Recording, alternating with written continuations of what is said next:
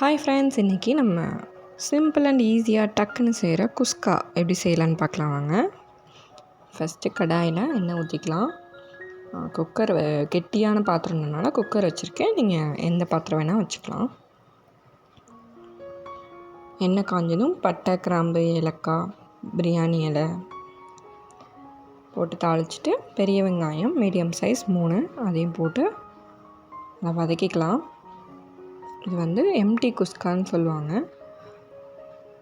டக்குன்னு செஞ்சிடலாம், ஒரு 15 மினிட்ஸ்லேயே செஞ்சிடலாம். நல்லா வெங்காயம்லாம் நல்லா வதங்கணும், ரெட் கலரில் ஆகிற வரைக்கும் நல்லா வதக்கிட்டு இது கூட இஞ்சி பூண்டு பேஸ்ட்டு. ஏன் பச்சையாக இருக்குன்னு யோசிக்காதீங்க. இஞ்சி பூண்டு பேஸ்ட்டில் நம்ம புதினாவும் கொத்தமல்லி பச்சை மிளகா 3 சேர்த்து அரைச்சிட்டேன். ஏன்னா குழந்தைங்க புதினா கொத்தமல்லிலாம் இருந்தால் சாப்பிட மாட்டுறாங்க. அதனால் இப்போ அதை நல்லா வதக்கிட்டு அது கூடயே தக்காளி மீடியம் சைஸ் 3 அதை போட்டுட்டு உப்பு 1 ஸ்பூன் போட்டு வதக்கிக்கலாம். புதினா கொத்தமல்லி வதக்கி அரைச்சி போட்டாலும் டேஸ்ட் நல்லா தான் இருந்தது. இப்போ தக்காளி நல்லா வதங்கணும், நல்லா வதக்கிக்கலாம். இது லஞ்ச் பாக்ஸ் ரெசிபியாக நீங்கள் எடுத்துக்கலாம், நல்லாயிருக்கும், ஈஸியாக இருக்கும். தக்காளி வதங்கட்டும். பாருங்கள், நல்லா தக்காளி வதங்கிடுச்சு.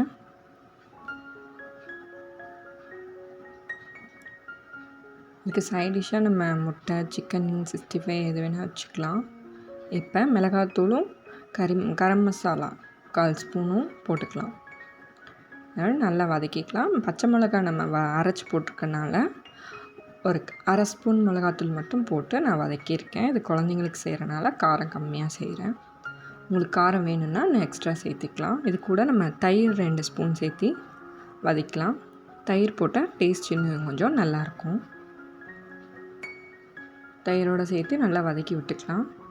இப்போ நம்ம தண்ணி சேர்த்திக்கலாம். 1 டம்ளர் ரைஸ்க்கு 2 டம்ளர் தண்ணி ஊற்றிக்கலாம். நான் இன்றைக்கி சீரக சம்பா ரைஸ் தான் எடுத்திருக்கேன், நல்லா ஃப்ளேவராக இருக்கும் அப்படின்னு சொல்லிவிட்டு தண்ணி ஊற்றி மிக்ஸ் பண்ணிவிட்டு உப்பு கொதி வந்தோடனே உப்பு செக் பண்ணிக்கோங்க. மூடி போட்டு ஒரு 5 நிமிஷம் கொதி வரட்டும். அதுக்கப்புறம் நம்ம ரைஸ் போட்டுக்கலாம்.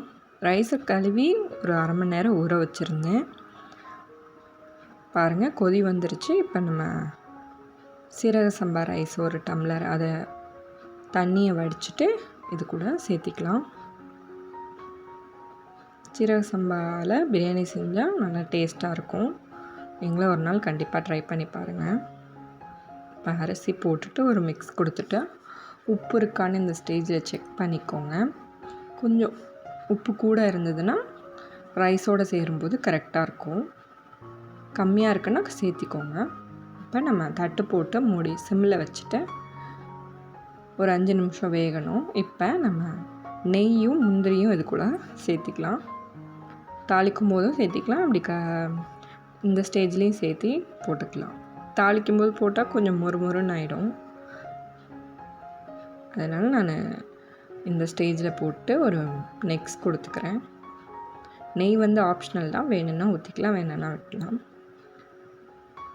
மூடி போட்டு வெயிட் வச்சு நம்ம ஒரு 5 நிமிஷம் வேக வைக்கணும்.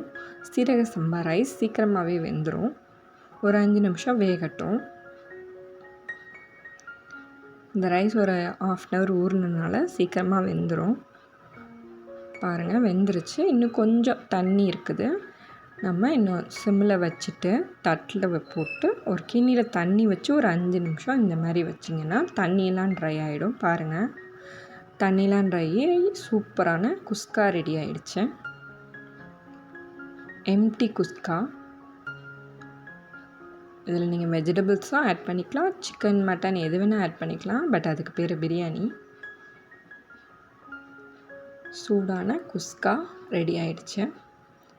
குழந்தைங்களுக்கு கண்டிப்பாக பிடிக்கும், ட்ரை பண்ணி பாருங்கள்.